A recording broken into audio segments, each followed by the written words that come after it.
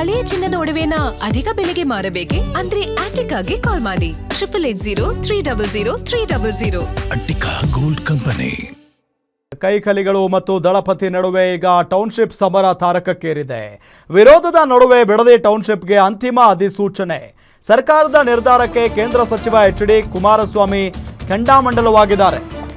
ಕೈಕಲಿಗಳು ಮತ್ತು ದಳಪತಿ ನಡುವೆ ಈಗ ಟೌನ್ಶಿಪ್ ವಿಚಾರ ಒಂಥರ ತಾರಕಕ್ಕೇರ್ತಾ ಇದೆ.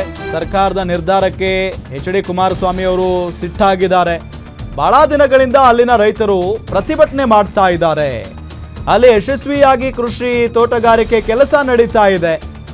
ಆ ಭಾಗದ ರೈತರಿಂದ ಹಾಲು ಉತ್ಪಾದನೆ ಹೆಚ್ಚಾಗಿದೆ.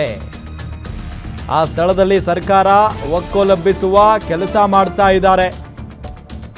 ವಿರೋಧಿಸಿದವರ ಮೇಲೆ ಎಫ್ಐಆರ್ ಹಾಕಿದ್ದಾರೆ ಅಂತ ವಾಗ್ದಾಳಿಯನ್ನ ನಡೆಸಿರೋದು ಕುಮಾರಸ್ವಾಮಿ ಅವರು.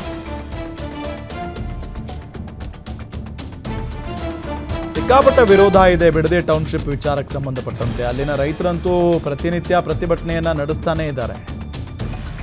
ಇದೆಲ್ಲದರ ನಡುವೆ ಈಗ ಕುಮಾರಸ್ವಾಮಿ ಅವರು ಕೂಡ ಸರ್ಕಾರದ ವಿರುದ್ಧ ಆಕ್ರೋಶವನ್ನ ವ್ಯಕ್ತಪಡಿಸಿರೋದು. ಅಲ್ಲಿ ಯಶಸ್ವಿಯಾಗಿ ಕೃಷಿ ತೋಟಗಾರಿಕೆ ಕೆಲಸ ನಡೀತಾ ಇದೆ. ಆ ಭಾಗದ ರೈತರಿಂದ ಹಾಲು ಉತ್ಪಾದನೆ ಹೆಚ್ಚಾಗಿದೆ. ಆ ಸ್ಥಳದಲ್ಲಿ ಸರ್ಕಾರ ಒಕ್ಕಲೆಬ್ಬಿಸುವ ಕೆಲಸ ಮಾಡ್ತಾ ಇದೆ ಅನ್ನೋ ನಿಟ್ಟಿನಲ್ಲಿ ಕೇಂದ್ರ ಸಚಿವ ಕುಮಾರಸ್ವಾಮಿ ಅವರು ವಾಗ್ದಾಳಿ ನಡೆಸಿದ್ದಾರೆ. ಇವತ್ತಿನವರೆಗೆ ಆ ಒಂದು ರೈತರ ನೋವು ಕಳೆದ ಸುಮಾರು 450-470 ದಿನಗಳಿಂದ ನಿರಂತರವಾಗಿ ಅಲ್ಲಿಯ ರೈತರು ಏನು ಪ್ರತಿಭಟನೆ ಮಾಡ್ತಾ ಇದ್ದಾರೆ. ಅಲ್ಲಿ ಅತ್ಯಂತ ಯಶಸ್ವಿಯಾಗಿ ಕೃಷಿ ಕೆಲಸಗಳು ನಡೀತಾ ಇದೆ. ತೆಂಗಿನ ತೋಟ, ಅಡಿಕೆ ತೋಟಗಳು, ರೇಷ್ಮೆ ಬೆಳೆ ಬೆಳೆಯತಕ್ಕಂಥದ್ದು, ಎಲ್ಲ ರೀತಿಯ ಒಂದು ಹೈನುಗಾರಿಕೆನಲ್ಲಿ ಈಗ ತಿಂಗಳಿಗೆ 6 ಲಕ್ಷ ಲೀಟ್ರೇನೋ ಹಾಲನ್ನು ಹಾಕ್ತಾ ಇದ್ದೀವಿ ಅಂತಾರೆ.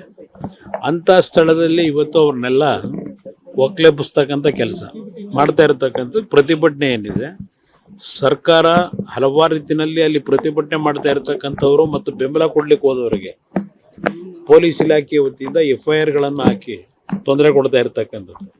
ನಾನು ಈಗಿನ ಗೃಹ ಸಚಿವರು ಹೊಸದಾಗಿ ಬಂದಿದ್ದಾರೆ. ಈಗ ಅವರ ಹೇಳಿಕೆನೂ ನಾನು ಗಮನಿಸಿದ್ದೇನೆ ದೆಹಲಿಯಲ್ಲಿದ್ದಾಗಲೇ.